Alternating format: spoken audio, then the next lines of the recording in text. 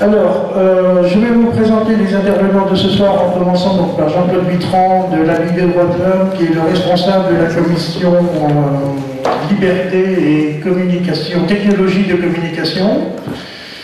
À sa gauche, Patrick Rigolet, adjoint au maire, qui lui aussi a voté contre lors de cette installation vidéosurveillance. Et à ma droite, Raymond Carpedron, qui est notre délégué régional, à qui je vais passer la parole tout de suite, qui va nous faire rapidement nous dire la Ligue des droits de l'homme, ce qu'elle est et ses actions.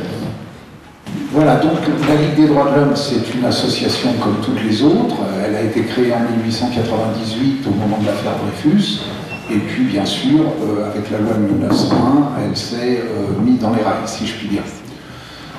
C'est une association qui a 10 000 adhérents, qui est organisée autour d'un comité central que dans d'autres associations on appelle un conseil d'administration, mais ça se retrouve à peu près de la même façon.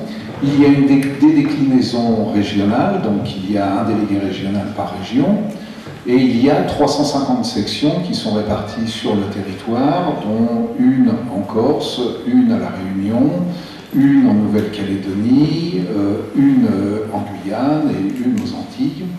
Et je ne crois pas avoir oublié quelqu'un.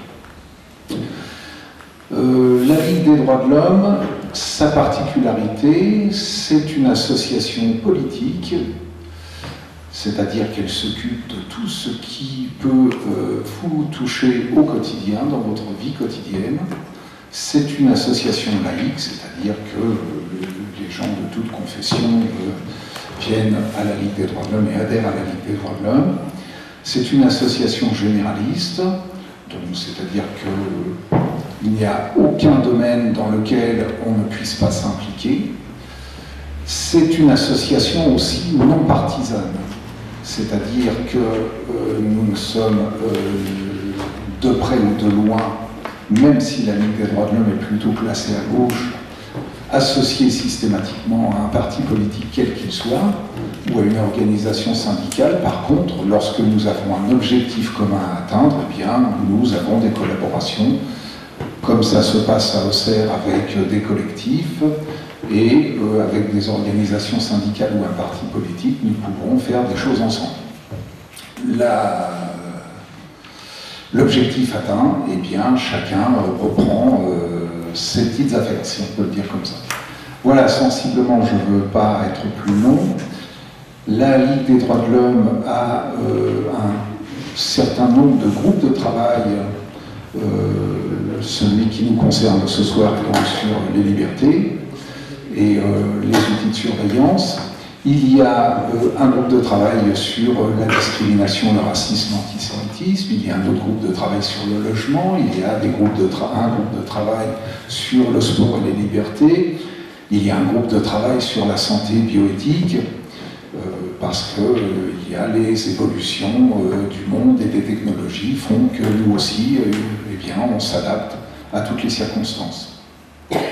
Donc, avant de rentrer dans le vif du sujet, je voudrais donc présenter les excuses de Monsieur le maire Guy Ferrès, qui ne peut pas être présent pour raison d'agenda, ainsi que Philippe Ossavi, qui a instruit le dossier à la mairie sur la vidéosurveillance et qui, pour raison d'agenda également, ne peut pas être présent ce soir. Donc, ils ont présenté tous les deux leurs excuses. Avant de rentrer, repasser la parole à Jean-Claude pour rentrer vraiment dans le vif du sujet, je vais laisser Patrick Rigolet, donc adjoint au maire d'Auxerre, faire rapidement un petit historique pourquoi la ville a décidé de mettre des caméras dans la ville. Oui, écoute, merci de passer la parole. En l'occurrence, je ne suis pas forcément le mieux placé pour expliquer pourquoi les caméras ont été mises en place à Auxerre, puisque je m'y suis opposé, tout comme ma collègue dont la présence ici doit être signalée, Aurélie Girard, qui aussi est une des trois s'être opposée à ce dispositif. Parce que ce qui est intervenu en fait, qui a fait que puisque c'est quand même pour l'instant un petit dispositif, puisque les caméras sont au nombre de 15 ou 20, je crois, pour l'instant. Donc, est arrivé, on a eu plusieurs conjonctions.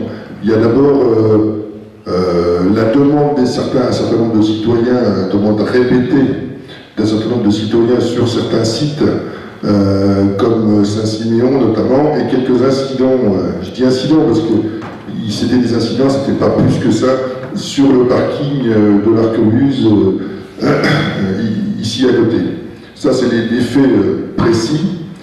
Ensuite, il y a le sentiment général des citoyens sur une certaine insécurité liée à des incivilités. C'est aussi la pression médiatique.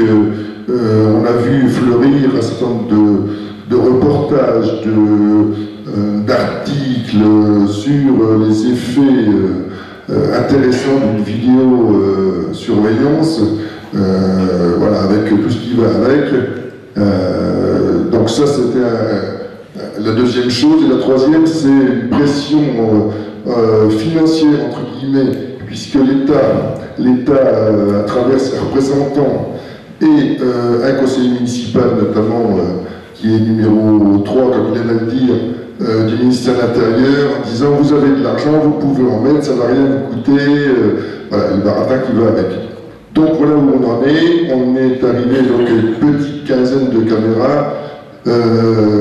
Ensuite, il y a eu, enfin, auparavant, il y avait déjà eu une espèce d'audit qui a été fait par un cabinet conseil spécialisé en la matière, qui a pris attache auprès d'un certain nombre d'élus et de citoyens, d'associations, sur la nécessité ou non de mettre en place des outils de surveillance. Voilà.